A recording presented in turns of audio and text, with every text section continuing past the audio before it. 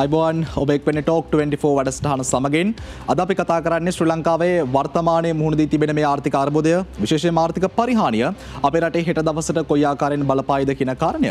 ඒ සාමාන්‍යයෙන් මාතෘකාවක කාලීන භාවය රැඳිලා තියෙන්නේ අපි මේ මාතෘකාව කතා කරන කාල සීමාව තුළ සමාජයේ පවතින ආර්ථික සමාජීය දේශපාලනික මේ වපසරිය. එතකොට අද අපි ලංකාවේ ආර්ථික පරිහානිය ගැන කතා කරන්නේ ශ්‍රී ලංකාව වර්තමානයේදී ඩොලර් අර්බුදයකට මුහුණ දී තිබෙන කාල සීමාවක විදේශීය සංචිතවල අපිට ගැටලුවක් තියෙන කාල සීමාවක ඊයේ රාත්‍රියේදී රුපියල ලෝකයේ පහළතම මුදල් ලේඛකය බවට පත්වමින් තියෙන කාල සීමාවක. එතකොට මේ පිළිබඳව කතා කරන්නට ලංකාවේ ආර්ථික අර්බුදය මේ ආර්ථික පරිහානිය ගැන කතා කරන්නට අපි සම්බන්ධ කරගත්තා මීට උචිතම පුද්ගලයෙක් කොළඹ විශ්වවිද්‍යාලයේ ආර්ථික විද්‍යා අධ්‍යනාංශයේ ආචාර්ය ප්‍රියංග දුනසිංහ මහතා. ආයිබෝන් ඔබතුමන්ට. මම කැමති අපේ සාකච්ඡාව මේ විදිහට පටන් ගන්න. ලංකාව පැහැදිලි ආර්ථික අර්බුදයකට මුහුණ දී තිබෙන ආර්ථික පරිහානියක් තියෙනවා. ඇත්තටම ලංකාවේ දැන් කොහොමද ආර්ථික තත්ත්වය අපිට විදේශීය සංචිත කොච්චර ප්‍රමාණයක් තියෙනවද? අනෙක් රටවලට සාපේක්ෂව අපි කොතනද ඉන්නේ? කොහොමද වර්තමානයේ අපේ ආර්ථික තත්ත්වය? වර්තමානයේ මම මුලින්ම කැමති මේ වැඩසටහනට ආරාධනා කිරීම සම්බන්ධයෙන් වර්තමාන ආර්ථික තත්ත්වය පිළිබඳව අවධානය යොමු කරාම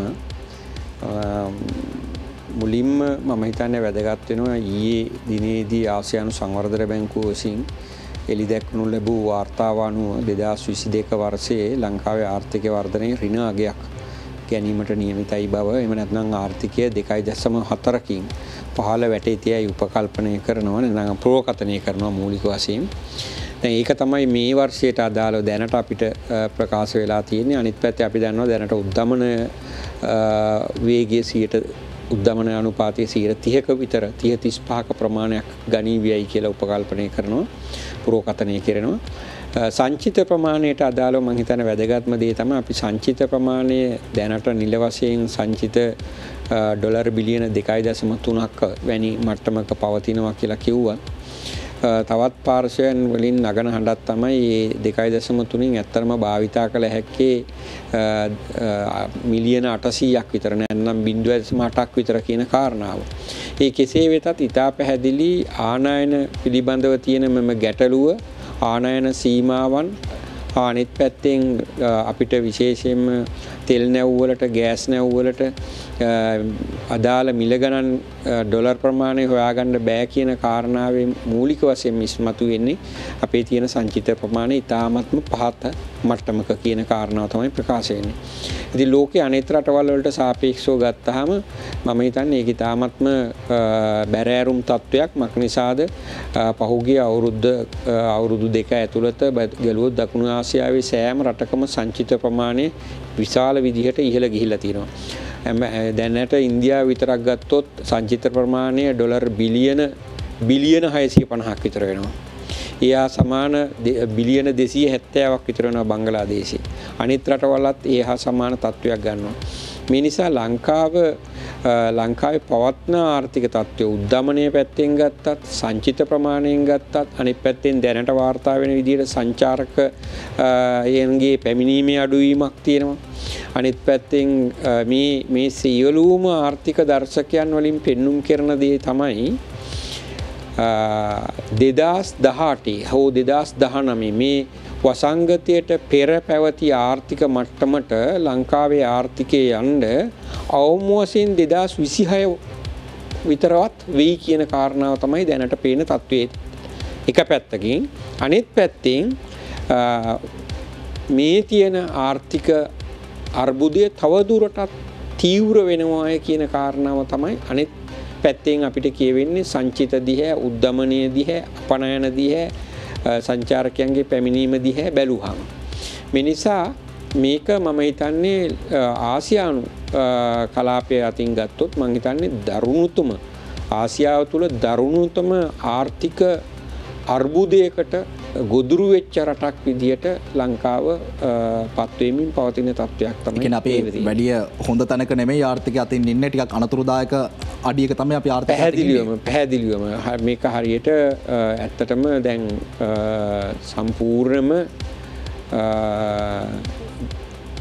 අඩියටම වැහලා තියෙන තත්ත්වයක්. එතකොට කතිකාචාර්යතුමනි දැන් අපි අපේ ලංකාවේ ඉතිහාසයත් එක්ක සංසන්දනය කරලා බැලුවාම අපිට තිබ්බා හොඳ ආර්ථිකයක් තිබ්බ කාල සීමාවක් අපිට තිබ්බා. දකුණු ආසියාව ගත්තත් අපි බංග්ලාදේශයට වඩා ඉස්සරහින් හිටපු කාල සීමාවල් තිබ්බා. නමුත් ඇයි අපේ ආර්ථිකය මේ එකපාරටම කඩා වැටුනේ? කොහොමද අපිට මෙහෙම වුනේ? අපි කොහොමද මෙතනට වැටුනේ? ඔව් මම හිතන්නේ ඉතාමත් හොඳ ප්‍රශ්නයක්. මේකට වැටුනේ ඇයි කියන කාරණාව අපිට බලන්න පුළුවන් වෙනවා එක්තරා ආකාරයකට අපිට සාමාන්‍යයෙන් පෙනෙන කරුණු ඔස්සේ අපිට කතා කරන්න පුළුවන්. ඒ කියන්නේ අපනයන අංශයේ ප්‍රගතිය, අනිත් පැත්තෙන් ණය ගැනීමට අදාළව, ගෙවුම් ශේෂයට අදාළව, ඊට පස්සේ අපි කියන මේ අයවැය හිඟියට අදාළ තත්ත්වයන් යටතේ අපිට නිකන් සාමාන්‍ය මතු පිට පෙනෙන දර්ශකයන් පදනම් කරගෙනත් ඇයි මෙතෙන්ට වැටුනේ කියන කාරණාව කතා කරන්න පුළුවන්.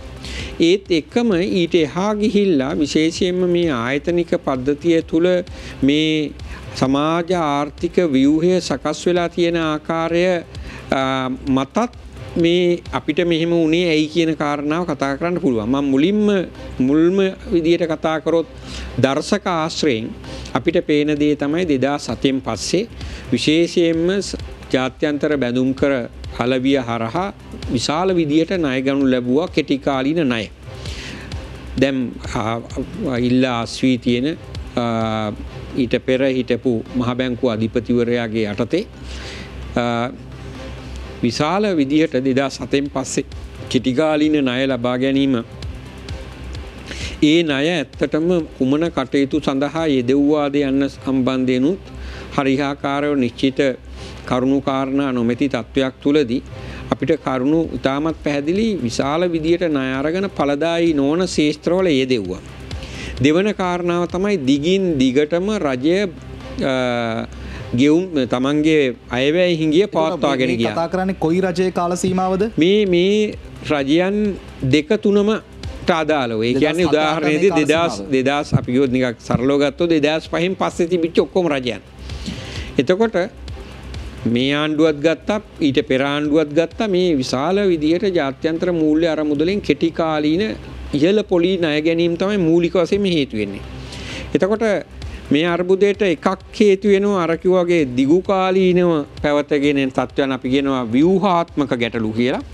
ඊට පස්සේ ඊළඟට වසංගතය හේතු වෙනවා මේ තත්ත්වයට ආර්ථිකය අද දාන්න. වසංගතය තුළ විශේෂයෙන්ම සංචාරක ක්ෂේත්‍රයේ තුල ඇතිවෙච්ච විශාල කඩාවැටීම මම හිතන්නේ සැලකිය යුතු විදියට බලපෑමක් කරනවා. අනිත් පැත්තෙන් විදේශගත වීමට උනේ නෑ. පහුගිය සාමාන්‍ය අපි දන්නවා සෑම වර්ෂයකම ලක්ෂ 2.5ක් විදේශගත වෙනවා. අවම වශයෙන් 2020 වර්ෂයේවත් විදේශගත වීම සිද්ධ කරන්න බැරි වුණා. මේ කරුණු තිබුණා. මේ කරුණු මත ගැටලුව තිබුණා. හැබැයි මේ ගැටලුව අද තියෙන මට්ටමට තීව්‍ර වෙන්න ප්‍රධානතම බලපාපු කාරණා තමයි. එතකොට කතිකාචාර්යතුමනි මට සංසන්දනය කරන්න වෙනවා ලංකාව අනිත් රටවල් එක්කපු දැන්. ලංකාව ණය ගත්තා ඒක හරි. එතකොට අනිත් රටවලුත් මේ සාපේක්ෂව ණය අරගෙන තියෙනවනේ. ලංකාවට වසංගතය ආවා. ඉතින් බංග්ලාදේශයටත් වසංගතය ආවනේ. ඇයි ලංකාව විතරක් මේ අඩියටම ඇදගෙන වැටලා තියන්නේ? නෑ ඒක තමයි එතන තමයි මං හිතන්නේ තියෙන කාරණාව. ඒ කාරණාව තමයි ලංකාවේ ආර්ථිකයේ තිබුණු සුවිශේෂී දුර්වලතාවන් කීපයක් තිබුණා. ඒක බංග්ලාදේශේ තිබුණේ නැහැ. ඒක හරියට කොරෝනා හැදෙනකොටත්ම අර අපි කියන්නේ බෝ නොවන, ඒ කියන්නේ මේ කාලයක් තිස්සේ යම් රෝගයකින් පෙළිච්ච රෝගියෙකුට කොරෝනා හැදුනා නම් ඒ රෝගය ඒ පුද්ගලයා බොහොම අසාධ්‍ය මට්ටමකටපත් වෙනවා. අපි අහලා තියෙන විදිහට. ඒ හා සමාන තත්ත්වයක් ලංකාවට ඇති වුණේ. ඒක නිදන්ගත රෝගයක් තිබුණා. මේ නිදන්ගත රෝගයට උත්තර දීලා තිබුණේ නැහැ. ඒ ඇතුලේ කොරෝනා හැදුනා. ඒ නිසා අපි බොහොම අර ICU එකේ දාන මට්ටමට දැන්පත් වෙලා තියෙන්නේ.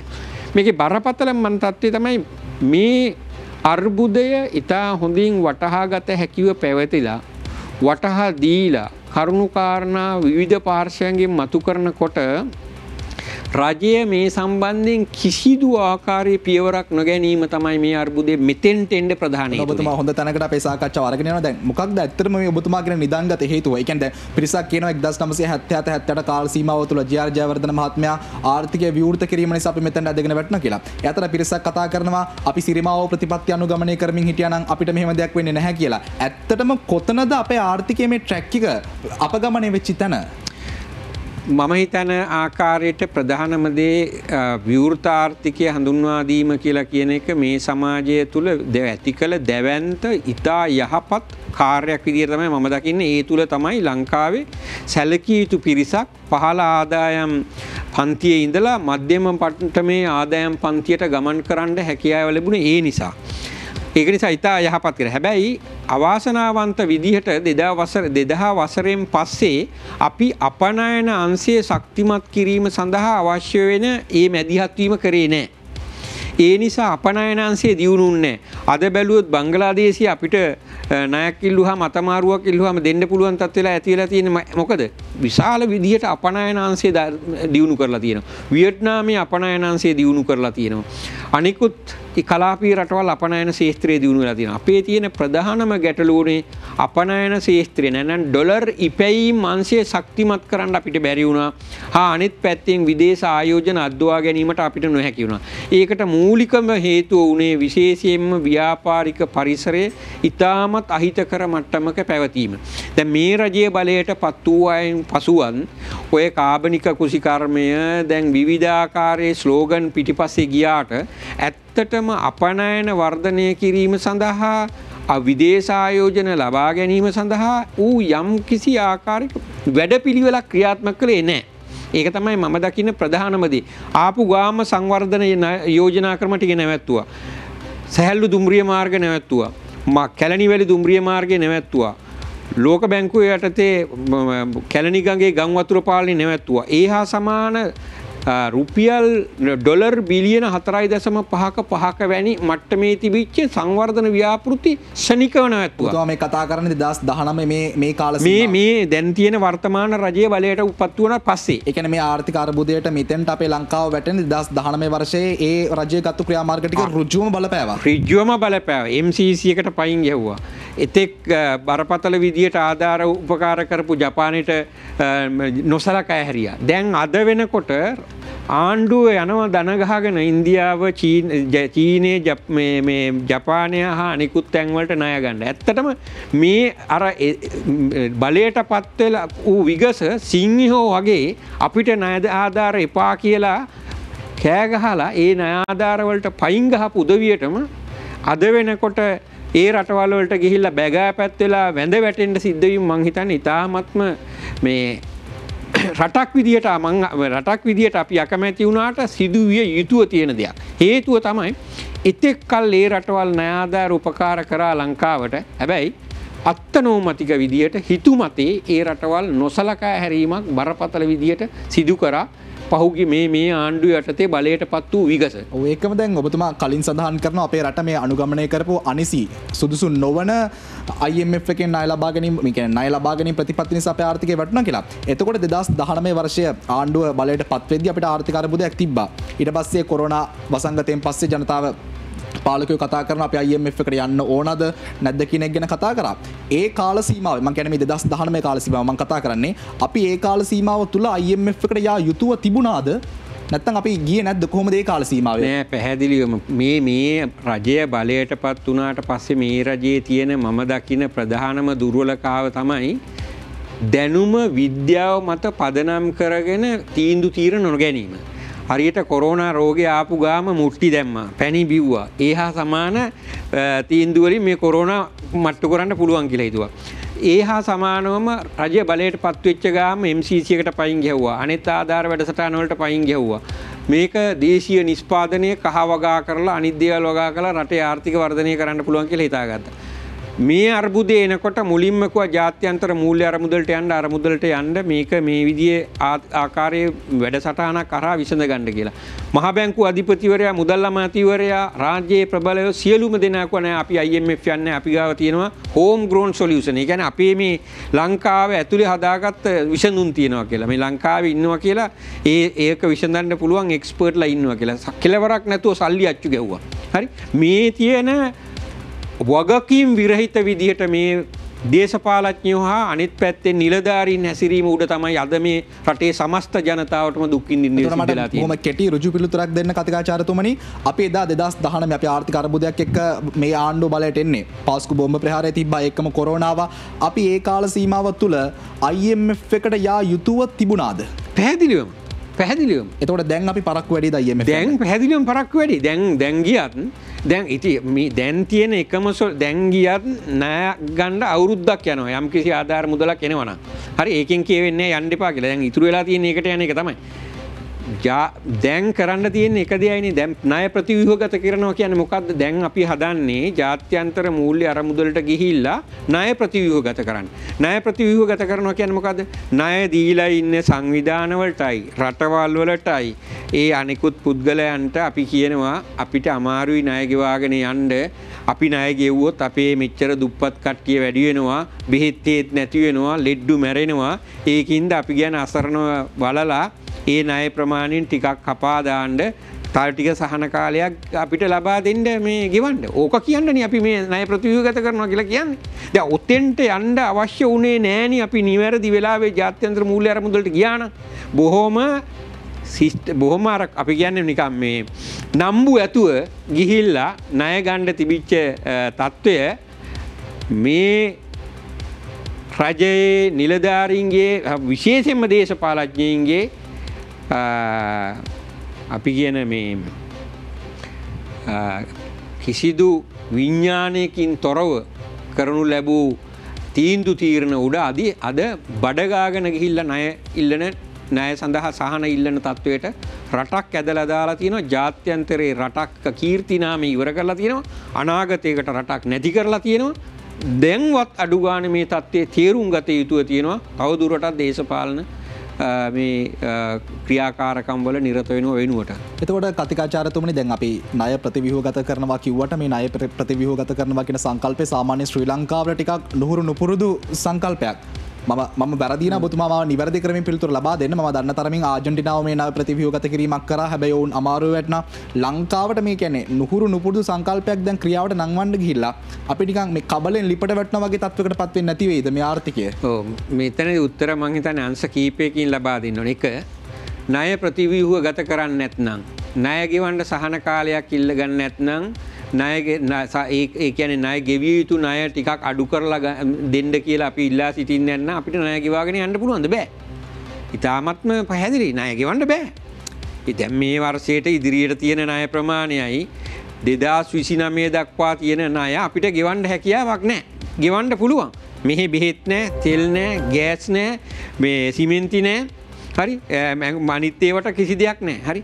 ගෙවන්න ගියොත් ඒකම ඇති කරගන්න විශාල ආර්ථික අර්බුද. ඒකින්ද ගෙවන්න හැකියාවක් නැහැ දැන්. ඉතා පැහැදිලි. දෙවෙනි එක. ගෙවන්න බැරි නම් දැන් එකම විකල්පයේ නොගෙව ඉන්න එක.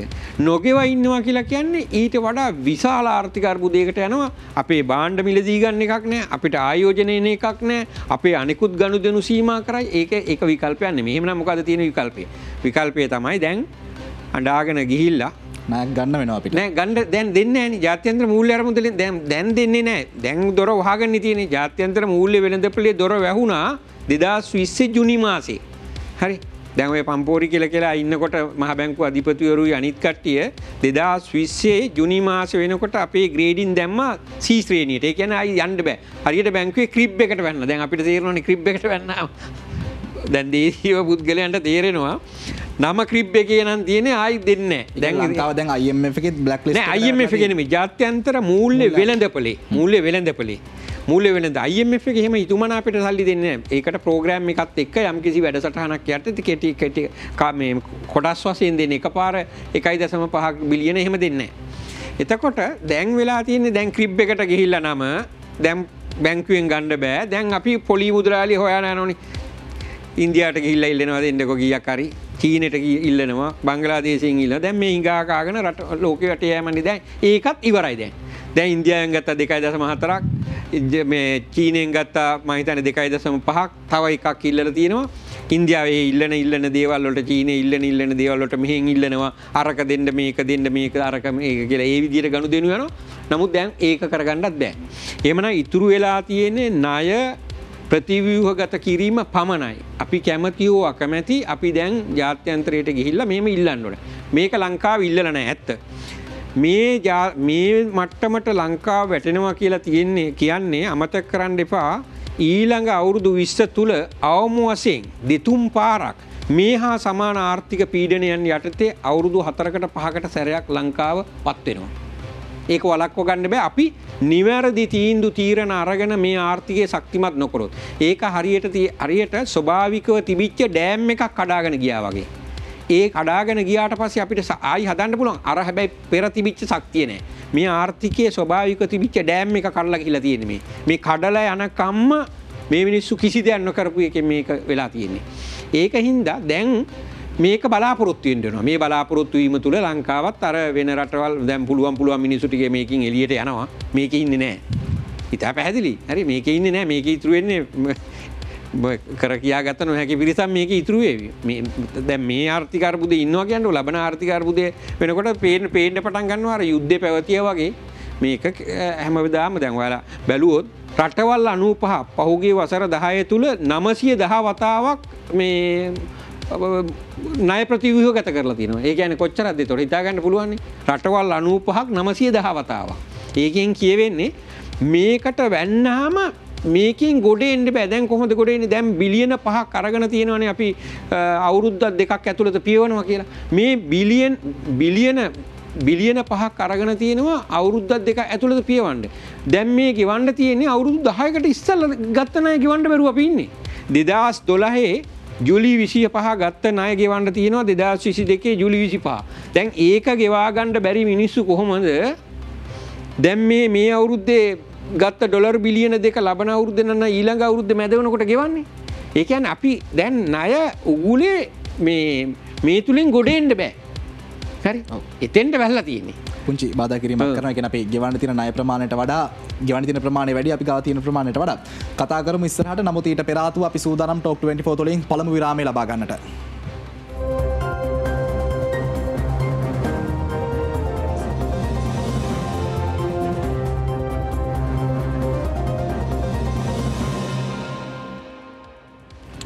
ඔබ නැවතත් ටෝක් 24 සමගින් අපි කතා කරමින් ඉන්නේ රටේ වර්තමාන මේ ආර්ථික පරිහානිය රටේ ඉදිරියට බලපාන්නේ කොහොමද කියන කාරණය.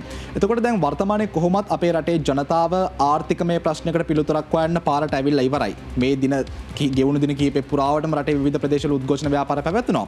එතකොට කතිකාචාර්යතුමනි මගේ ඊළඟ ප්‍රශ්නය තමයි දැන් රටේ මේ දිනවල පැවැත්වෙන මේ උද්ඝෝෂණ මේ විරෝධතා අපේ රටේ ආර්ථිකයට ඉදිරියට කොහොම බලපායිද? ඒ කියන්නේ මේ උද්ඝෝෂණ ව්‍යාපාර නවතින තැනක් තියෙනවනේ. ඒ තැන ඉඳන් අපි ඉස්සරහට ආයෙ දුවන්නට ඕනේ. කොහොමද මේ දේවල් අපේ ඉදිරි ආර්ථිකයට බලපාන්නේ? ඔව් මං හිතන්නේ උද්ඝෝෂණවල යම් ප්‍රතිඵල අපිට පේන්න පවතිනවා.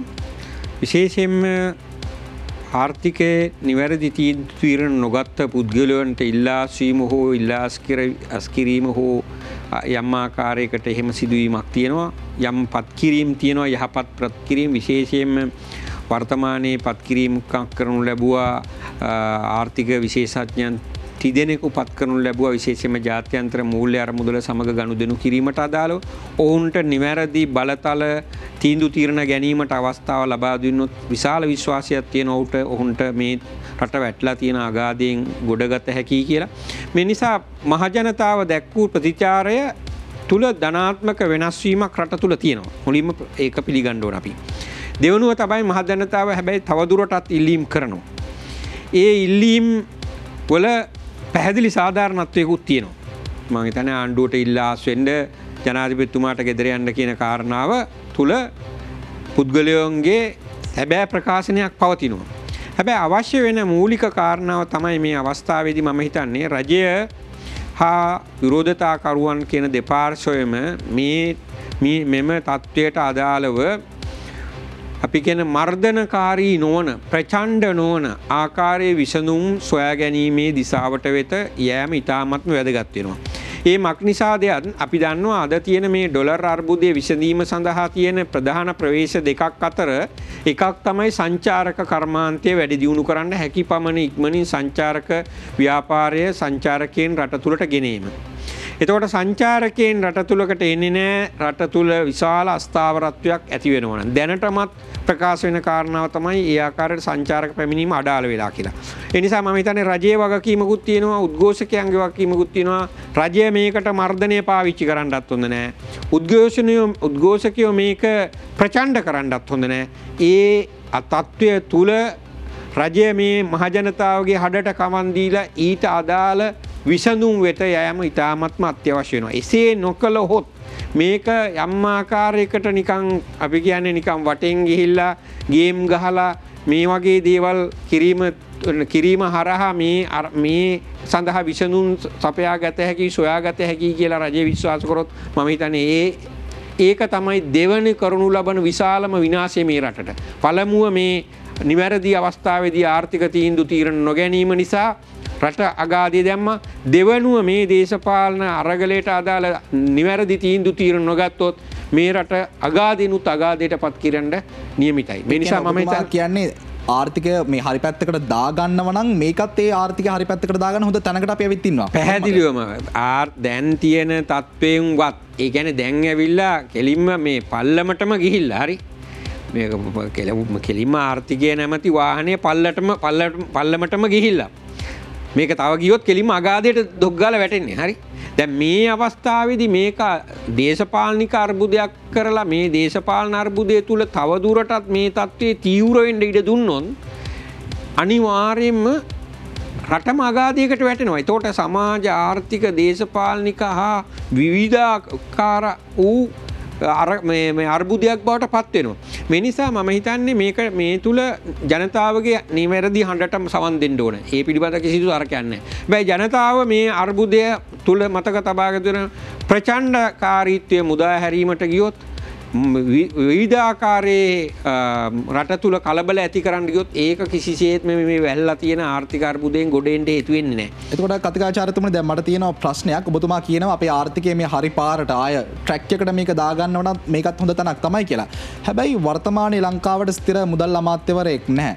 මේ වගේ තත්ත්වයක් උඩ දේශපාලනික වශයෙන් අස්ථාවර තත්ත්වයක් උඩ අපිට ඔබතුමා ඔය කියන විදිහට හරි පාරට දාගන්න පුළුවන් වේද මේ වාහනය? නෑ මං කියන්නේ ඒක තමයි. හරි පාරට නැවත හරි පාරට නැත්නම් අවශ්‍ය කරන ආර්ථික ප්‍රතිසංස්කරණ කිරීම සඳහා වූ නිවැරදි පුද්ගලයින්ට ඒ කළ හැකි පාර්ශවයන්ට දේශපාලනික බලය ලබා දීමක් කුවමාරුවක් සිදු වී යුතු පවතිනවා.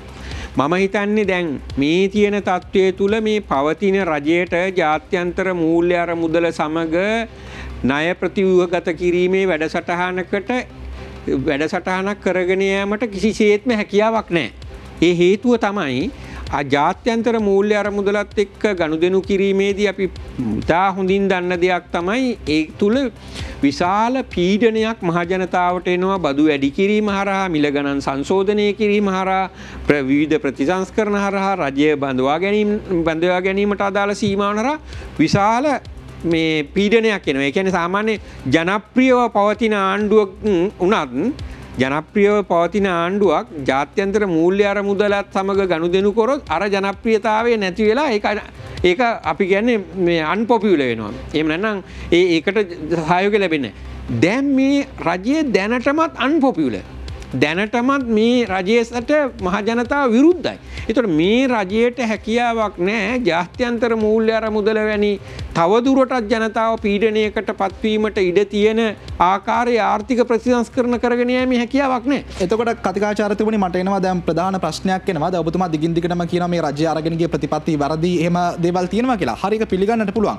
නමුත් දැන් අපි මේ ප්‍රශ්නේ මෙහෙම ඇහුවොත් ගෙදරක මාසේ අන්තිමට තාත්තගේ පර්ස් එක හිස් වෙද්දී අපිට දැනෙනවා මේ මාසේ මට ටිකක් අමාරුයි කියලා. තවත් සරලව ඇහුවොත් අපි බෝඩිමක නම් ජීවත් වෙන්නේ බෝඩිමේ ඉන්න තරුණයාගේ පර්ස් එකේ සල්ලි අඩු වෙද්දී මේ මාසේ මට ටිකක් සල්ලි අඩුයි අපි මේක මේ විදිහට අරගෙන යන්නට ඕන කියලා ප්ලෑන් එකක් තියෙනවා. දැන් ඔබතුමල්ලා මේ විශේෂ ශාස්ත්‍රයේ ඉන්න ප්‍රවීණයෝ කතිකාචාර්යවරුන්. එතකොට ඔබතුමල්ලාට මේ පිළිබඳව අපේ ආර්ථිකයේ මෙහෙම අගාධයකට යනවා කියන ඉව දැනුම් නැද්ද? ඇයි ඔබතුමල්ලාට බැරුව ගිය දේශපාලන පන්තිර බලපෑම යම්කිසි බලපෑමක් එල්ල කරන්නට? නෑ මම හිතන්නේ 2020 මුල් කාල සීමාව තුලටත් ඉස්සරලා ඇත්තටම 2013-14 වර්ෂවල ඉඳලා රජයට පැවති රජයන් වලට නිතර කිව්වා මේ රජය විශාල විදියට ණය කන්දක් යට මේ ආර්ථිකය ගෙන යාම විශාල අර්බුදයකට ඇති වෙනවා කියලා. විශේෂයෙන්ම මෑත අවුරුදු එකමාර තුලදී ආර්ථික විශේෂඥයෝ රජයට පුනා කිව්වා මේ ආර්ථික අර්බුදය මෙහිමයි ජාත්‍යන්තර මූල්‍ය අරමුදලේ අනිකුත් සහයෝගයේ ගණ්ඩ කියලා. MCC එක අහෝසි කරන්න එපා කිව්වා. අනිකුත් සංවර්ධන යෝජනා ක්‍රම අහෝසි කරන්න එපා කිව්වා. පැහැදිලිවම ප්‍රකාශ කරා අපි මම කීපවතාවම පැහැදිලි ප්‍රකාශ කරා මේ ලංකාවේ ආර්ථිකය හරියට ඇඟ ඇතුලේ ලේ හැදෙන්නේ නැති ලෙඩෙක් වගේ. මේ ලෙඩාට එළියෙන් ලේ දෙන්න ඕනේ. ලේ දෙනවා කියලා කියන්නේ ආධාර වැඩසටහන් යටතේ මේකට සල්ලි පම්ප් කරන්න ඕනේ, ඉන්ජෙක්ට් කරන්න ඕනේ. මේක නවත්තනවා කියලා කියන්නේ මේ රෝගියා දුර්වල වෙනවා. මේ දේ කීප වතාවක් දන්න සෑම භාෂාවකින්ම කියලා තියෙනවා. ඒ වුණාට රජය නෑසුනාසේ ඉන්නවා. රජය අදවත් කියනවා ආර්ථික ප්‍රශ්නයක් තියෙනවා කියලා. රජය අදවත් කියනවාද මේ විදුලි අර පරිස්සමෙන් භාවිතා කරන්න කියලා. නැත්නම් khනිජ තෙල් අර පරිස්සමෙන් භාවිතා කරන්න කියලා. එහෙම නැත්නම් ඒ දේවල් අර පරිස්සමෙන් භාවිතා කරන තැනට මිනිස්සු තල්ලු කරන්න මොනවද අරගෙන තියෙන්නේ? අද වෙනකම්වත් ඔය ඇඩ්වර්ටයිස්මන්ට් වලට ඔය නේම් බෝඩ් වල තියෙන ලයිට් නිමන්න මොකක්ද අරගෙන තියෙන්නේ කියලා. ඒකින්ද මම කියන්නේ මේ පළවෙනියෙන්ම රජයේ පාර්ශවයන්ට තේරෙන්නේ නැහැ මෙහිම ප්‍රශ්නයක් තියෙනවද කියලා. මහ බැංකුව අධිපතිවරයාටවත් හිටපු මුදල් ඇමතිවරයාටවත් අවබෝධයක් තිබුණේ නැහැ මෙහිම ප්‍රශ්නයක් තියෙනවද කියලා. මේ ප්‍රශ්නේ සංකීර්ණභාවය තේරුන්නේ නැහැ. තව දුරටත් ගමට මේ මුදල් වෙන් කරලා රුපියල් 5000 මේ අච්චු ගහලා ඒක බෙදලා හරි ගම මේ තියෙන පාරවල් වලට කාපට් දාන ඒ මට්ටමේ සරල ගණේ මේ ආර්ථික දැක්මක් නිතිබුනේ.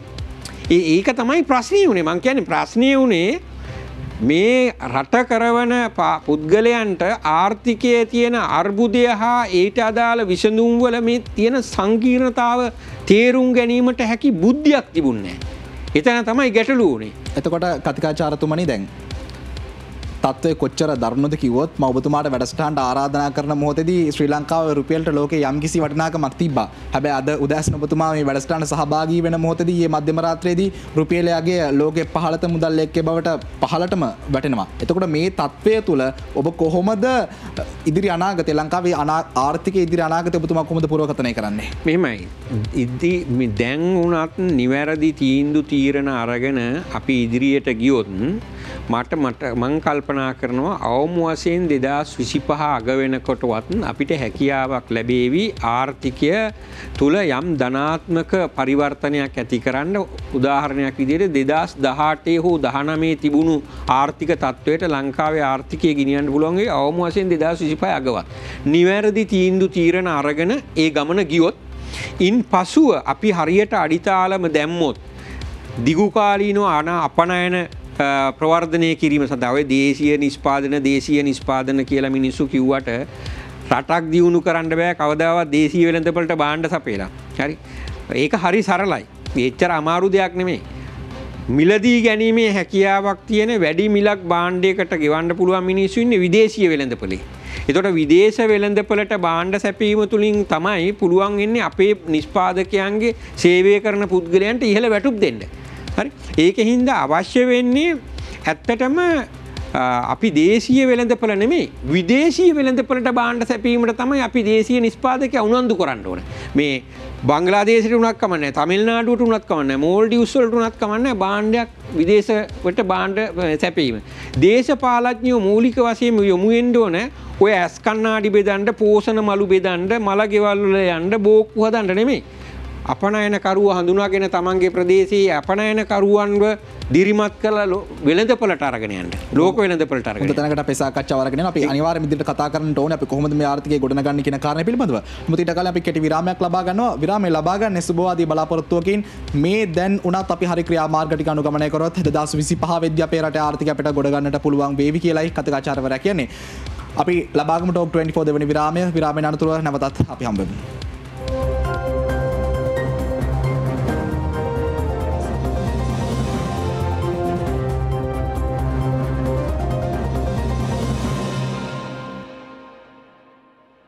ඔබනවතත් ටෝක් 24 සමගින් කතිකාචාර්යතුමනි අපි දැන් කතා කරමින් හිටියේ ඔබතුමාගේම භාෂාවෙන් ඔබතුමා විස්තර කරපු ආකාරයටම කිව්වොත් අපේ ආර්ථිකය හරියට ලෙඩෙක් වගේ හැම වෙලේම ලෙඩ වෙනවා හැම වෙලේම අසනීප වෙනවා කුඩා ලදරුවෙක් වගේ. දැන් මෙහෙම ලදරුවෙක් වගේ තියෙන අපේ ආර්ථිකයට අපි කොහොමද ඔක්සිජන් ටිකක් දීලා ටිකක් කකුල් දෙකෙන් හිට ගන්න තැනට අපේ ආර්ථිකය අපි අරගෙන එන්නට ඕනි කොහොමද?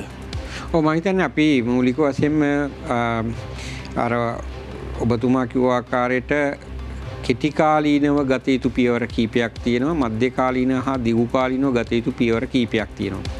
කෙටිකාලීනව ගත යුතු පියවර අතර ප්‍රධානම පියවරයන් විදිහට මම දකින්නේ යම් ආකාරයකට මේ තියෙන දේශපාලනික අර්බුදය තුලින් මේ අර්බුදය තවදුරටත් තීව්‍ර කරගන්නේ නැතුව මේ අර්බුදය තුලින් යම් ආකාරයක දේශපාලන යාන්ත්‍රණයක් ගොඩනගා ගැනීමත්. ඒ කියන්නේ ඔබතුමා කියන්නේ මේ අර්බුදය මේ අරගලය දැන් නවත්තන්නට ඕනේ. පැහැදිලිවම මේ අරගල කරන්න දෙපාර්ශ්වය විසින් රජයත් අනිත් පැත්තෙන් විරෝධතාකරුවනුත් අතර යම් සෑහීමකටපත් අපි කියන්නේ විරෝධතාකරුවන්ට සෑහීමකටපත් විය හැකි විසඳුමක් රජය විසින් ලබා දිය යුතුව පවතිනවා. හරි. ඒ කියන්නේ දැන් ආණ්ඩුව ඉල්ලා ආස්වෙන්න ජනාධිපතිතුමා ඉල්ලා ආස්වෙන්න කියන නගට ඒ අපිට ඒ කරනු ලබන අරගලය නවත්තන්න අවශ්‍ය නම් ඒ සඳහා වූ සත්‍ය ඇත්ත මේ විසඳුමක් ලබා දීම අත්‍යවශ්‍යයි. ඒතකොට කොහොමද දැන් මේ අරගලේ නවත්තනවා නම් නැවැත්වීම සිද්ධ කරන්නට ඕනේ ආණ්ඩු පාර්ශ්ව වෙන්නේ. පැහැදිලිව. ඕන් පිළිතුරක් ලබා දුන්නොත් තමයි මහජන විරෝධතාව නැවතෙන්නේ. පැහැදිලිව. ඒ කියන්නේ මේමයි මහජනතාවත් තේරුම් ගන්න ඕනේ, ආණ්ඩුවත් තේරුම් ගන්න ඕනේ මේක හරියට gedara උද්ගලයින්ට කණ්ඩ බොන්න නැතුව බඩගින්නේ ඉන්න වෙලාවක්. gedara අර මේ රණ්ඩු සරුවල් කරාට කමක් නැහැ. හැබැයි රණ්ඩු සරුවල් යම් තැනකින් කෙලවර කරගන්න ඕනේ. එකඟතාවයක් ඇති කරගන්න ඕනේ. එහෙම නොවුනොත් සාගින්නේ සියලු දෙනා මැරෙන්න වෙන්නේ. හරි. ඒ නිසා මම කියන්නේ මේ තුල රජය හා අරගල කරන්නන් අතර ඇතිවන එකඟතාවයකින් බිහිවෙන නව රජය, බිහිවන නව දේශපාලන යාන්ත්‍රණයක් ඇති වෙන්න ඕන. පරිණත දේශපාලන නායකත්වයක් සමග නව රජයක් කියලා අදහස් කරේ මේ රජය නැතුව වෙන රජයක්ද? නෑ, මම හිතන්නේ අපි දන්නවා දැන් තියෙන ව්‍යවස්ථාන තුල තියෙන ප්‍රතිපාදන නව මැතිවරණයකට යන්න පුළුවන්ද කියන කාරණා අපිට අත්‍යවශ්‍ය වෙන්නේ නව රජයක් යටතේ මේක දේශපාලන පක්ෂ මත ගැටෙන පක්ෂ මත බලය හුවමාරු වෙන කතාවක් නෙමෙයි.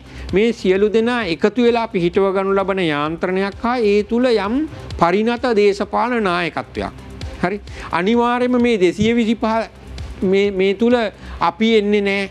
ඔයාලා යන්න අපිට එපා. එහෙම කීමේ කිසිම සදාචාරාත්මක අයිතියක් නැහැ. මේක මේ මිනිස්සු මේ රටේ මිනිස්සු අමාරු වෙලා තියෙන වෙලාවක්. හරි. ඒ හින්දා හැම දේශපාලඥයෙකුට වගකීමක් තියෙනවා මේ අමාරුවේ වැටිච්ච වෙලාවේ මේකෙන් ගොඩ දාන්න. අපි එන්නේ අපේ අය ස්වාධීන මම හිතන්නේ ඒ කතාව ඒ කීම යුක්ති සහගතයි කියලා. මක්නිසාද මේ අවස්ථාවේදී මේකට විසඳුම් හොයන්න ඕනේ. මේ ආර්ථික ප්‍රශ්නෙට විසඳුම් හොයන්න ඕනේ. මොකක්ද ඒ විසඳුම? මොකද ඔබතුමා කියනවා එකඟතාවයකට එන්නට ඕනේ කියලා. මොකක්ද මම යෝජනා කර මේක මගේ යෝජනාව.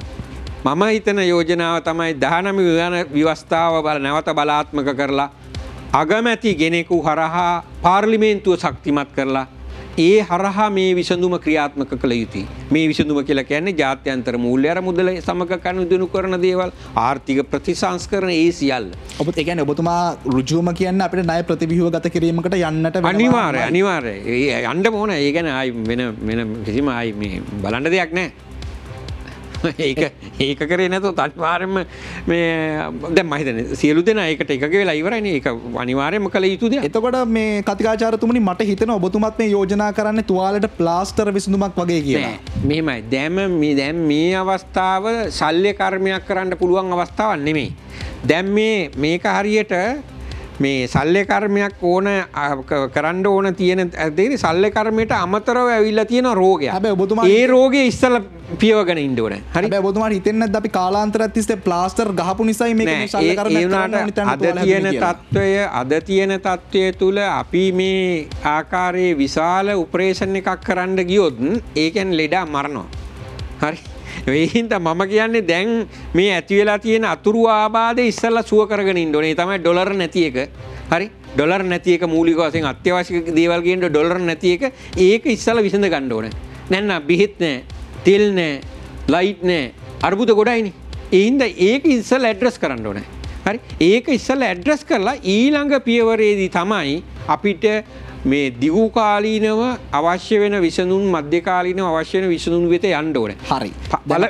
පළවෙනි දේ තමයි මම දකින්නේ මේ වැල්ලා තියෙන අගාධයෙන් ගොඩට ගන්න පුළුවන් දැක්මක් තියෙන ජාත්‍යන්තර සහයෝගයක් ලබා ගත හැකි පරිණත දේශපාලන නායකත්වයක් පත් කර ගැනීම ඉතාමත්ම අත්‍යවශ්‍යයි. අපි දිගු කාලීන විසඳුම් කියන තැනින් පොඩ්ඩක් මම මේ කතා බහ නවත්තනවා. දැන් එතකොට ඔබතුමා කියනවා අපි ණයක් අරගෙන ණය ප්‍රතිව්‍යුහගත කරලා මේ ආර්ථික ඉස්තරාට යන්නට ඕනි කියලා. එතකොට මට පැන නගින ප්‍රශ්නේ තමයි අපි ණයක් අරගෙන ණය පියවලා මේ ගමන අපිට කොච්චරක් දුර යන්නට පුළුවන්ද? කොතනින් එහාටද අපි දිගු කාලීන ප්‍රතිපත්ති ආරම්භ කරන්නට ඕනි? නෑ, දිගු කාලීන ප්‍රතිපත්ති ආරම්භ කරන්න ඕන හැකි ඉක්මනින්ම ආරම්භ කළ යුතුයි.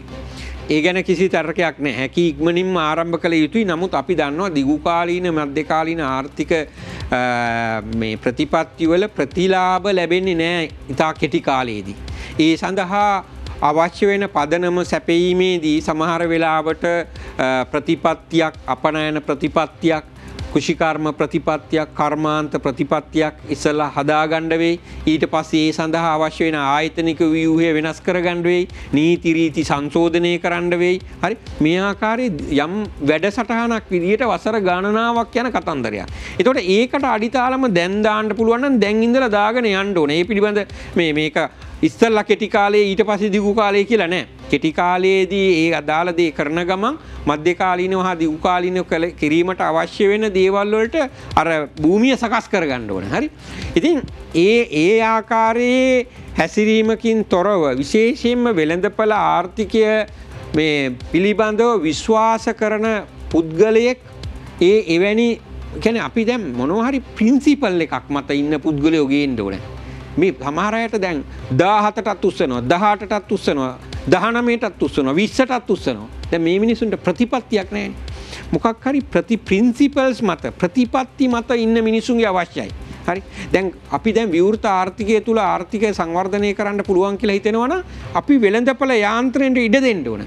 ඒකට ඒ යාන්ත්‍රණය ක්‍රියාත්මක කිරීමට ඉඩ දෙන්න ඕන. ඒකට අවශ්‍ය නීති රීති රෙගුලාසි ගෙන එන්න ඕන. මේ විදියට කඩකාරයෝ කරන ලබන මේ සූරා කෑමට ඉඩ දීලා තියන්නේ ඇයි? කිසිම නීතියක් ගෙනල්ලා නැහැ.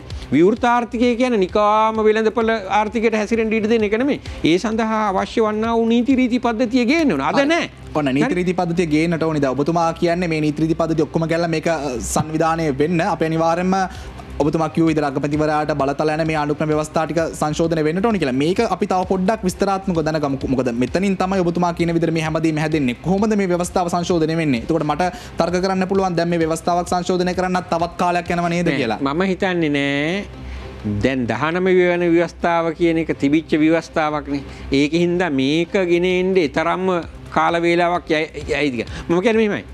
වෙන විකල්පයක් තියෙනවා නම් ඒ විකල්පය රජය ප්‍රකාශ කරලා ඒ විකල්පයට යන්න ඕනේ. නෑ ඔබතුමාට දැන් මම කියන විකල්පය තමයි මේ තියෙන තත්ත්වය තුල අපිට ඉතාමත්ම පැහැදිලි ජනාධිපතිවරයා හා ඇමති මණ්ඩලය විශාල විදියට අසාර්ථක වෙලා තියෙනවා මේ ආර්ථික අර්බුදයෙන් රට ගොඩ ගෙන්න. ඒතකොට එතන විසඳුම නැහැ. හරි. එහෙමනම් අපිට අවශ්‍ය වෙනවා පුළුල් වූ සන්දානයක් ඇති කරගන්න සියලුම දේශපාලන පක්ෂ සමග. හරි. ඒ හා සමානවම යම් ජාත්‍යන්තර පිළිගැනීමක් සහිත යම් දැක්මක් සහිත නායකයෙක් මේක හරියට මේ වාහනයක් පල්ලමට ඇරලා තියෙන්නේ. දැන් මේකට පළපුරුදු ඩ්‍රයිවර් කෙනෙක් නග්ගන්න ඕනේ. ඔබතුමා කියන්නේ ජනාධිපතිවරයාගේ බලතල අගමැතිවරයාට දෙන්න ඕන කියලාද? අනිවාර්යයෙන්ම 19 වෙනි ව්‍යවස්ථාව ගෙනාවොත් ඒ සංශෝධනය ගෙනාවොත් ඒක තමයි වෙන්නේ. එතකොට එතන වෙන්නේ අපි ඔළුවක් මාරු කරපු ප්‍රතිපත්ති හදන්න පුළුවන් වෙනවා. නෑ අපි එහෙම හිතුවට දැන් මෙතනදී වෙලා තියෙන දේ තමයි මේ තියෙන රජයට මේ කියන ආර්ථික ප්‍රතිසංස්කරණ කරගෙන යන්න බෑනේ. හරි ඔබතුමා නම් මට නමක් යෝජනා කරන්න කාවද අපි ගේන්න ඕනේ දෙවෙනි පුටුවට ලංකාවේ මේ ප්‍රතිසංස්කරණ යෝජනා කරන්න. නමක් මට පැහැදිලිවම යෝජනා කරන්න පුළුවන්. හැබැයි මම නම් යෝජනා කරලා මම කැමති නෑ අහවල් පාක්ෂිකයෙක් වෙන්න කියනවා. නළුව විසඳ ගන්න එහෙම පුද්ගලෙක් ඉන්නවද ලංකාවේ? පැහැදිලිවම ඉන්නවා. ලංකාවේ දැන් මෙහෙමයි. ඒක කරන ක්‍රම කීපයක් තියෙනවා. එකක් තමයි කවුරු හරි 19 වෙනි ව්‍යවස්ථාව යටතේ මාව 19 වෙනි ව්‍යවස්ථාව සිද්ධ වෙනකොට කවුරු හරි කැමති වෙනවා නම් හරි මම මේක බාර ගන්නවා චැලෙන්ජ් එක කියලා. මම හිතන විදිහට ඒ පුද්ගලයා තමයි පත් කරන්නේ. දැන් කවුරුවත් චැලෙන්ජ් එක බාර ගන්න කවුරුවත් නැහැනේ. එතකොට කතිකාචාර්යතුමනි මට නොතේරෙන කාරණය ඇයි අපිට ඔබතුමා කියන පුද්ගලයා කෙලින්ම රටේ පළවෙනි පුරවැසිය කරන්න බැරි පළවෙනි පුටුවට ජනාධිපති පුටුවට මම හිතන්නේ තියෙන ව්‍යවස්ථාව අනුව එහෙම කරන්න බෑනේ. අද තියෙන ව්‍යවස්ථාව අනුව ඡන්දකින් හැර වෙනයම් ආකාර ඒ කියන්නේ මෙහෙමයි කියන්න පුළුවන්. නමුත් ඒක යථාර්ථයක් වෙන්නේ නැහැ. ඔබතුමා කියන්නේ මැතිවරණයකට යනකම්වත් ඉන්න නැතුව ආණ්ඩුක්‍රම ව්‍යවස්ථාව වෙනස් කරලා කෙලින්ම අනිවාර්යයෙන් බලතල දෙන්නට ඕනේ. මම දකින විසඳුම තමයි 19 වෙනි ව්‍යවස්ථාව නැවත බලාත්මක කිරීම. එතකොට පැහැදිලි බොම ඒ ප්‍රශ්න ටික හරි දැන්. එතකොට මට තියෙන ඊළඟට පැන්නගෙන ගැටලුව තමයි අපි කොහොමද ඔබතුමා දැන් කෙටි කාලින විසඳුම් කියනවා, දීර්ඝ කාලින විසඳුම් කියනවා, දේශපාලනික විසඳුම් කියනවා. ඔබ කියනවා අනෙක් අන්තිම කියනවා 2025 වෙද්දී මේ ආර්ථික අර්බුද ටික විසඳ ගන්නට පුළුවන් කියලා. එතකොට පැහැදිලිව අපි කතා කරොත් 2025 වෙද්දී අපි ස්ථාවරයකට එන්නේ ඔය කියන කොයි ප්‍රතිපත්ති ක්‍රියාත්මක කරද්ද? කෙටි කාලිනේවද දිගු කාලිනේවද? ඒ දෙකම අවශ්‍යයි. ඒ දෙකම අවශ්‍යයි. මෙහිමයි දැන් මෙතන මේ බෙදාගන්නේ කෙටි කාලින දිගු කාලින බෙදාගන්නේ ඇත්තරම අර අපි කියනවා දිගු කාලය කියලා එකක් නැහැ කියලා. in the long run we all are dead කියලා කියන්නේ. හරි දිගු කාලේ අපි සියලු දෙනා මැරිලා. දිගු කාලය කියලා කියන්නේ කෙටි කාලීනව ප්‍රමාණයක්. හරි. එතකොට කෙටි කාලයේ සීමාව තුලදී අපි වැඩිපුරම අවධානය යොමු කළ යුතු අපේ විශාල ශක්තියක් යොමු කළ යුතු අංශ කීපයක් තමයි අර මං කියපු debt restructuring එක. හරි. ඊට පස්සේ තව මේ රජයට ණය ආධාර ලබා ගැනීමට තියෙන විශේෂයෙන්ම ඔය ADB එක, World Bank එක, ජපානය ඒ වගේ රටවල් එක සාකච්ඡා කිරීම. හරි. ඒ ටික ඉක්මනින් කරන්න ඕනේ. නැත්නම් බෙහෙත් නැහැ, තෙල් නැහැ, ඕක නෙවෙන්නේ. ඒ අතර ලංකාව තුල අපනයන අංශයේ ශක්තිමත් කරන්න, විදේශ ආයෝජන ශක්තිමත් කරන්න, විදේශ සංචාරකයෝ ගෙන එන්න ඒවට අදාළ පැත්ත ශක්තිමත් කරන්න. ඒක ශනිකව කරන්න බෑ. ඒක ශනිකව කරන්න බෑ කියලා කියන්නේ ඒ සඳහා ප්‍රතිපත්ති අරගෙන එන්න ඕන, ආයතනික ව්‍යුහයන් හදන්න ඕන, ආයෝජකයන්ට දිරි ගන්නන්න ඕන, ආයෝජකයෝ හඳුනා ගන්න වෙනවා, නිෂ්පාදකයෝ හඳුනා ගන්න වෙනවා. ඒක ටිකක් කාලයක් අල්ලන වැඩක්. මම කියන්නේ අපනයන දශකයක් නම් කරලා උදාහරණයක් විදියට 25 ඉඳලා 35 දක්වා ඒ සඳහා ඒ නිලධාරීන්ට දේශපාලනය අනිත් අයට ඒ සඳහා ඉලක්ක පිහිටවලා ඒ ආකාරයේ පියවරක් ඒකට අවුරුදු 10ක් විතර කාලයක් තිස්සේ අඛණ්ඩව කරන ක්‍රියාවලියක්. අපනයන දශකයක් නම් කිරීම. එතකොට කතිකාචාර්යතුමනි මට තව ප්‍රශ්නයක් පැන නගිනවා. දැන් රටකට අපිට කියන්න පුළුවන් ද මේ රටට හරියන ආර්ථික ක්‍රමය මේක තමයි කියලා. මම මේ ප්‍රශ්නේ යොමු කරන්නේ මොකද මෛත්‍රීපාල සිරිසේන මහත්මයා ජනාධිපති ධුරයට ඇවිල්ලා එතුමාගේ ආණ්ඩුව තියෙන කාලේ කියනවා කෘෂිකර්මාන්තය මුල් කරගත්තු ආර්ථික ක්‍රමයක් තමයි ශ්‍රී ලංකාවට හරියටම හරියන්නේ කියලා. එතකොට වර්තමාන රජය ඇවිල්ලා ක්‍රියා කරපු විදිහෙන් අපිට දක්නට ලැබුණ මේ සංචාරක කර්මාන්තය මුල් කරගත්තු ආර්ථික ක්‍රමයක් තමයි අපේ රටට වැඩිපුරම ගැලපෙන්නේ කියලා. මෙහෙම රටකට හරියන ආර්ථික ක්‍රමයක් කියලා සංකල්පයක් අපිට කතා කරන්න පුළුවන්ද? විශේෂයෙන්ම අපි ලංකාවට ගලපලා කතා කරමු. නෑ මම හිතන්නේ දැන් උතන මූලිකම ප්‍රශ්නය මේ අද දේශපාලඥයන්ටවත් සමහර වෙලාවට තරුණ පිරිසටවත් ජාත්‍යන්තරික ලෝක ආර්ථිකය පිළිබඳ තියෙන කියවීම ඉතාමත් පල්ලෙහා මට්ටමක තියෙනවා. අනෙත් රටවල් කොහොමද දියුණු වෙලා තියෙන්නේ? එහිදී ඔවුන් ප්‍රමුඛතාවය දීලා තියෙන්නේ මොකටද? දැන් අපි කෘෂිකර්මාන්තයේ අරවමීම කතා කරලා ගමන් අපි මේ අධ්‍යාපනයේ දැනුම මත පදනම් කරගෙන විශාල විදිහට අධ්‍යාපනික අංශයෙන් මේ විශාල ප්‍රගතියක් අත් කරගෙන එක පැත්තකින් යනවා. ඊට පස්සේ අපි යමු කාබනික කෘෂිකර්මයට කියලා තව පැත්තකින් යනවා. දැන් මෙහෙම මේ අපි මේ කොහෙද යන්නේ? හරි මේ තියෙන්නේ අර මේ තාමත් හිතන්නේ අර හරක් දෙන්නෙක්ව දාලා කුඹුරට දාලා මඩවලා ගොයන් ටික කපාගත්ත ඒ තියෙන තමන්ගේ තියෙන අතීත මතකයේ එදා තමයි නියම කියලා හිතාගෙන ඉන්න මේ කිසිදු කියවීමක් නැති මානසිකත්වය මං හිතන විදියට ලෝකයේ අනෙක් රටවල් විශාල ප්‍රගතියක් හත් කරගෙන තියෙනවා. දැන් ලයිට් ට්‍රේන් එක සැහැල්ලු දුම්රිය ව්‍යාපෘතිය ගෙනීමට මේ විරුද්ධව තිබුණ එක දෙයක් තමයි මට මතක හැටියට මේකට කන්ටේනර් පටවන්න බැරි වගේ මොකක් හරි කියලා. ලෝකයේ කිසිම රටක රටවල් වල සැහැල්ලු දුම්රිය කියලා කියන්නේ විශාල තාක්ෂණික විප්ලවයක්. මට මතකයි ඉන්දියාවට 2006 දී මම යනකොට 1 කිලෝමීටර් 10යි තිබුණේ. අද බැලුවොත් ඉන්දියාවේ අන්ඩර්ග්‍රවුන්ඩ් ප්‍රධාන සිටිස් වල හැම එකේම සබ්වේ. හරි 2006 දී එකයි තිබුණේ නිව් ඩිල්ලි වල එක මෙට්‍රෝ එකයි තිබුණේ. අද ඉන්දියාවේ යන්න ප්‍රධාන නගර සියල්ලකම අන්ඩර්ග්‍රවුන්ඩ් ට්‍රේන්. හරි අපි තාක්ෂණික වශයෙන් අවුරුදු 30ක් පිටිපස්සට අරගෙන ගියා මං කියන්නේ ඔය ලයිට් ට්‍රේන් එක කැන්සල් කිරීම උඩ. හරි අපි මේ යන්නේ ඒක තමයි මං කියන්නේ අපි මේ කොහෙද යන්නේ කියලා තරුණයන්ටත් අවබෝධයක් නැත්තේ. දැන් උදාහරණයක් විදිහට මේ අරගලයේ කරාට තරුණයෝ දන්නේ නැහැ නේ මේකට මොකද්ද විසඳුම කියලා. යෝජනා වෙන්නේ නැහැ. හොඳ තැනකට ඔබතුමා සාකච්ඡාව ගෙන මට තියෙන කාලයත් විනාඩි 2යි. ඒ නිසා අපි සාකච්ඡාව වර්තමානයෙන් පටන් ගත්තා. අපි අතීතයට ගියා. ඩොලර් ප්‍රශ්න අරබුද මේ සියලුම දේ කතා කරා. ඔබ හොඳම තැනකට එනවා. එතනින් මම නවත්තලා ඔබතුමාට ප්‍රශ්න යොමු කරන්නම්. දැන් රට පුරා විවිධ අරගල තියෙනවා. ජනතාව අදත් පාරට බහිනවා. සමහර විට හෙටත් පාරට බහි. සතියක් දෙකක් මෙහෙම පාරට බහි. මෙහෙම බහින පිරිසට පාරට එන පිරිසට මේ විරෝධතාකරුවන්ට ඔබතුමාට මොකක්ද කියන්නට තියෙන්නේ? ඔබතුමා කියනවා මේ විරෝධතා නවත්තන්නට ඕනි කියලා. මොකක්ද ඒගොල්ලන්ට ඔබතුමාට දෙන්නට තියෙන පණිවිඩය? විරෝධතා නවත්තන්න කියලා මම කියන්නේ මේ රජය විරෝධතාකරුවන්ගේ හඬට සවන් දීම හරහා. හරි. ඒක මම අවධාරණය කරන්න මට බැල යන්න බැරි වෙයි. දෙවැනි එක තමයි වැදගත්ම දේ තමයි මේ විරෝධතාවන් වලට බුද්ධිමත් නායකත්වයක බුද්ධිමත් ප්‍රවේශයක අවශ්‍යතාවය තියෙනවා. අවුල් කරන්න පුළුවන් ඕන කෙනෙකුට මේක හදන්නේ කොහොමද කියලා හරියාකාරව තේරුම් ගන්න පුළුවන් කෙනෙකු මේකට නායකත්වය නොදුන්නොත් අවුල් කරලා විතරක් යාවි. හරි ඒ කතාව දෙවෙනි එක. ඊළඟ වැදගත්ම කාරණාව තමයි මම කල්පනා කරන්නේ මේ තියෙන අරගලය අපි දන්නවා සාමාන්‍යයෙන් ඔය ට්‍රොපිකල් කන්ට්‍රීස් ඒ කියන්නේ සමකයේ ආසන්න රටවල් වල ඇයි ඩික්ටේටර්ස්ලා ඉන්නේ කියලා බැලුවොත් ඩික්ටේටර්ස්ලා ඉන්න හේතුව තමයි සමකයේ ආසන්න පුද්ගලයෝ හරි ඉක්මනට මේ මහන්සි වෙනවා ටයර්ඩ් get tired. ඒකින්ද දැන් සාමාන්‍යයෙන් තියෙන විශ්වාසය තමයි අරගල කරුවොත් බොහොම ටික කාලෙකින් get tired and give up. ඒ කියන්නේ වෙන්න පුළුවන් එක දෙයක් තමයි ඉතා ඉක්මනින් මේක එපා වෙලා ඔය තියෙන උණුසුම ටික දවසකින් අවුරුද්දකට පස්සේ පොඩ්ඩක් බහැලා ගිහලා ඉවර වෙනවා. පරණ සිස්ටම් එකම ආයි කන්ටිනියු වෙනවා. ඒ සඳහා වැඩි ඉඩකඩක් තියෙනවා මං කියන්නේ සමකයේ ආසන්නයේ රටවල්. හරි. මම මේ කියන්නේ ආයතනික ආර්ථික විද්‍යාව තුල තියෙන ලෝක ඉතිහාසය පදනම් කරගෙන. හරි. ඇයි සමකයේ ආසන්න රටවල් වල වැඩිපුර ඩික්ටේටර්ස්ලා ඉන්නේ? ප්‍රධානම හේතුවක් තමයි අපි අරගල වල නිරත දීර්ඝකාලීනව අරගල කරන්න කැමති නැහැ. අපි ඉතා ඉක්මනින් අතහැර දමනවා. ඔව් ඔබතුමාට බොහොම ස්තුතියි.